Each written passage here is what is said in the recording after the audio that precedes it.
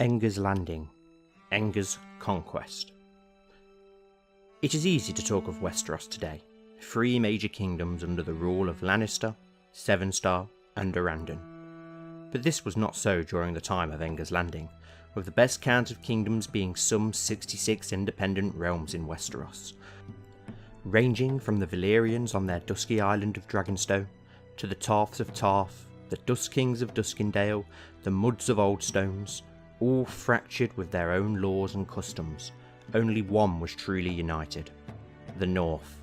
Yes, you could make the argument that the Vale was united, but was it? Those truculent sistermen always rebelling and the First Man tribes raiding and pillaging from their mountain strongholds?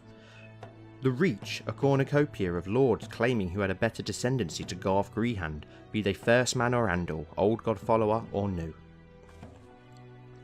Only the North was united for one purpose. Only the North behind their grizzled Stark king, determined to hold on to their ancient kingdom. So mayhaps the choice of kingdoms was a little personal to Enger. It is the only reason we can wager his invasion, the strongest kingdom at the time without question. Dorne had no king, bar those Ironwoods and Danes with their dark blade of starlight. The Blackwater Rush was ripe for the taking, teeming with popular trade cities. But it can be argued that Enger saw the Starks warring the Arryns and perhaps in kin to the Andal kings of the Seven helped their fight against their prosecutors.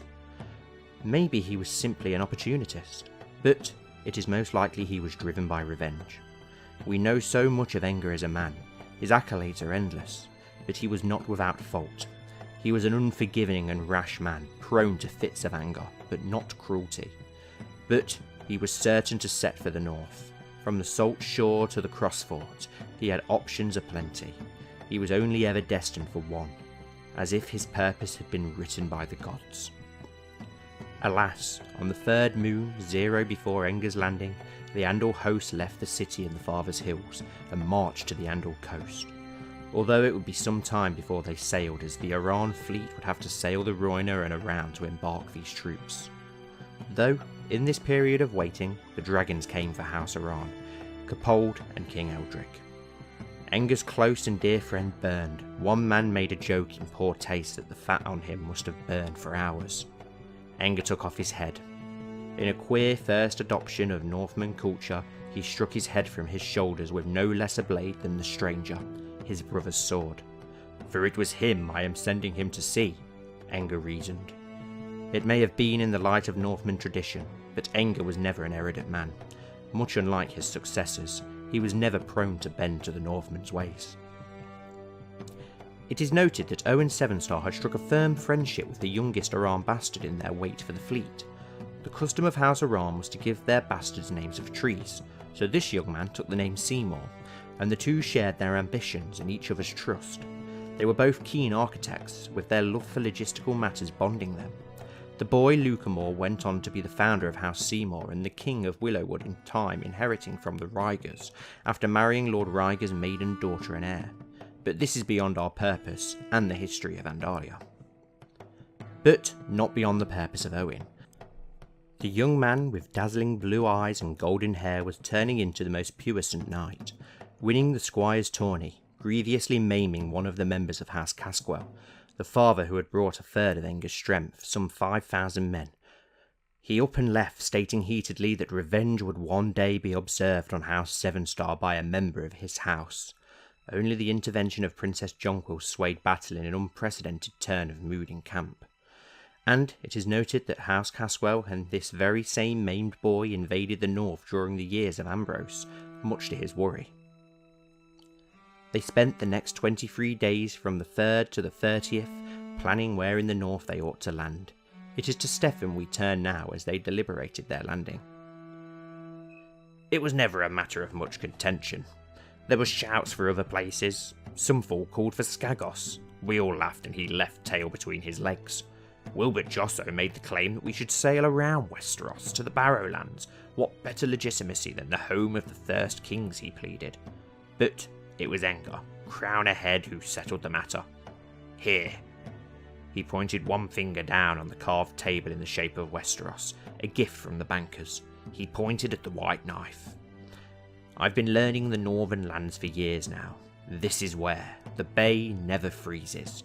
Trade will flow only here during winter, and it leaves us near our Andal brothers the Arryns, while offering many an opportunity to expand along the White Knife.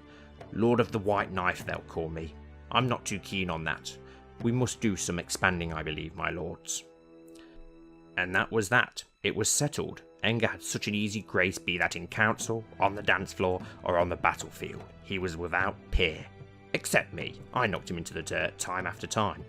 It would have to do. I couldn't hit him anymore. They set sail on the 30th of the 3rd moon, the year 0 before Enger's landing. 117 ships, not including the trade cogs that carried the Andal population. On board were many an Andal boy who would someday become lords, most notably Albert Morgath, and only a fool would say the voyage went well. "It's a disaster," Enger wrote in his journal, a sparse thing that wouldn't be fit to use as a source here, but we have some viable pages. "Our fleet's been scattered by the storms, but we have instructed all to land at the White Knife, if this were to happen.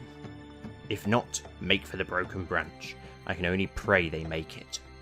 But, in an act of what some say treason, some say happenstance, the Seymour boy took some 1,000 of his father's men and landed in Willowwood on the 2nd of the 3rd moon. It must be noted that his 2 brothers and the family Valyrian Blade Harbinger had stayed with Enger and his party, so let us give young Lord Seymour the benefit of the doubt. The invasion got off to the worst start imaginable. Some 500 men scattered in Silverreed were demolished and their corpses sent to the Wolf's Den, with each one a message hammered to their chest in the common tongue: "Go home." Each corpse was pointing the Andal invaders back to the coast for leagues. The 11th of the 5th moon, a day writ large in Andal history, for that date and famous as it stands is the day of Enger's landing. They landed, unopposed, at the castle of the Wolf's Den, a black fort built into the side of a protruding hill of the same stone that popped up out of the air in the middle of a field, with outer walls and a courtyard. To its side a dense godswood with a colossal weirwood. Upon landing on the 11th, Enger held a second small coronation for the sole purpose to name his enemies traitors. He was now God's own professed king, once in Andalos and now here. He would use this as grounds for revocation when the ash and turmoil of the war would settle. We turned to Stefan once more for a recount of the siege. "It was a bitch. A small fortress, but gods it was nigh on impregnable. Some called for us to assault, some called for patience, others wanted home. These lackwit lords, some yearning for home, some calling for storming a huge fort, were discounted. Thank the gods we dug in and waited.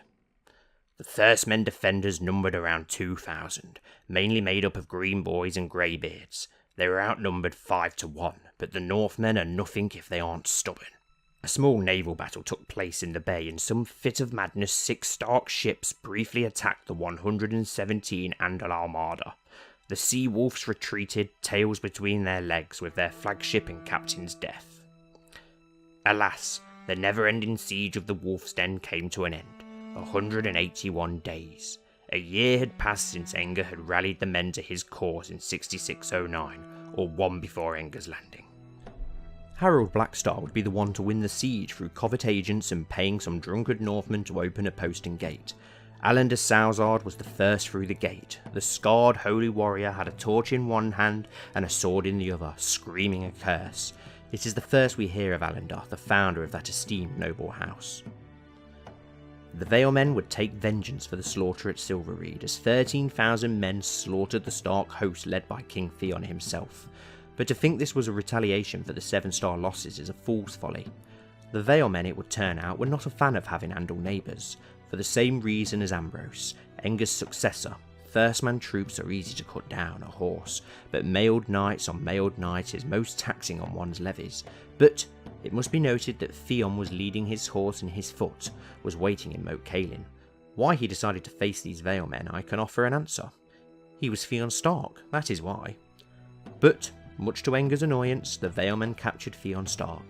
Enger had wanted to get him in his custody, never forgetting his mother who had been impaled in this massacre. Also, this would see the end of hostilities between the Arryns and Starks, Enger's first slight by the Arryns. They would not aid him any further, not that they did at all.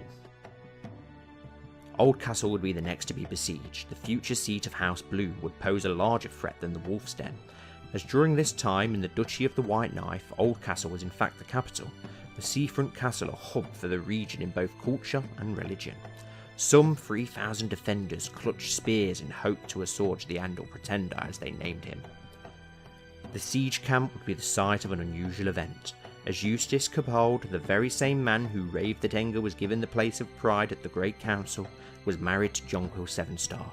All children of the union would be of Jonquill's dynasty. If the Lady Jonquill had had her choice of mate, it would most likely have been Kristen Bloom, as the rumours swirled around of the two who had been seen sharing longing glances at table. The matter would boil over when Kristen asked her to marry him instead in a burst of unseemly affection from the reserve knight. Jonquill is said to have turned him down as she needed to marry a prince for legitimacy, but another source says that Kristen is the one to refuse Jonquill, for what reason is unclear to us. A third source claims that Enger himself disallowed the match, and this is why his sister would be sent to the Vale in the near future to keep the two star-crossed lovers apart. Tellingly, as House Sevenstar of the Blue Branch was founded, and the seeds of that old loyal knight who we are yet to meet were sown. Enger arranged this union with an open heart, remembering his old friend and the man's cousin, his love Mordain. He still bore her laurel into battle. Back to the siege, and once again, Harold Blackstar, his covert efforts had failed this time around, mind you. A traitor amongst the defenders was found and hung from the walls, though it must be said that the morale of the defenders was much affected, as was cited by the Maester of Oldstone Alfin in his log, so it was not without some modicum of success. The Battle of Snow, as it is known, is the largest conflict in the War of Enger's Landing, as some 9,000 Andals met 11,000 Thirstmen. The Northmen started the battle by screaming in unison, "Death, no mercy," in an eerie tone and a sombre requiem made even scarier by the rough sound of the old tongue. It was a resounding victory, with only 169 casualties for the Andals, all mounted however, as only the horse was needed to break these Thirstmen, their horse decimated by the Arryns. Leaderless and directionless, the Northmen lost some 4,000 men. In this conflict, Stefan would add something more deadly than himself to his arsenal. His Valyrian blade he renamed Wolfsbane. We turn to him as to how he acquired it. "Ah, that's a funny tale. This stupid young lord ran at me as I was a knee pummeling a man on the ground, unaware of my size I assume. And as I rose he saw my size, dropped his shiny Valyrian blade, tucked his wolf's tail and ran. So I took the name Wolfsbane in mock of that baneful foe." In a much shorter siege, Whitford was won, as the defenders led by Marin the Mad of House Norrie with 333 men charged the Andals, hoping to catch them off guard. Enger had known of this folly for a few days before. It had happened due to more covert knowledge of his half-brother Harold. They were slaughtered to a man, not even reaching the camp as the bows of House Sevenstar ripped through them. Marin, however, escaped. If the Northmen had waited, mayhaps we would not have an Andalia today, as 7,000 Northmen began to march on Whitford, led by Lord Umber, Lord Marin Norrie once again, and another lord, Lord Beren Flint, whose son would become king in the north one day, but we get ahead of ourselves.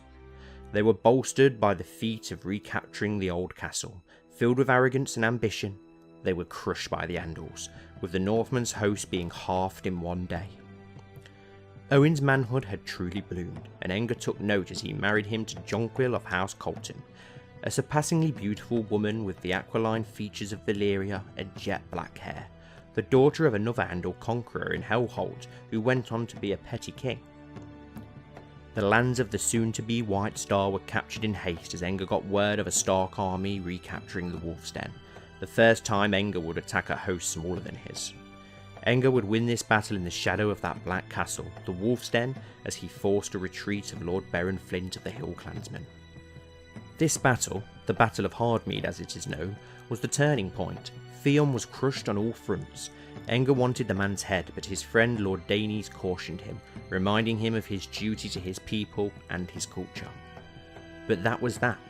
Enger had landed, taking the north by storm. It does leave us wondering whose victory it was, as the Vale was so arrogant to claim it as their own and demanded the fealty of House Sevenstar. Enger had hoped to have a close friendship with the Arryns, but it would sour quickly with these ridiculous propositions and claims. Enger's War of Conquest had lasted nigh on 3 years, with the loss of life in the region of 10,000. War is never a pretty picture, but the destruction they escaped more than justifies these actions in my own opinion.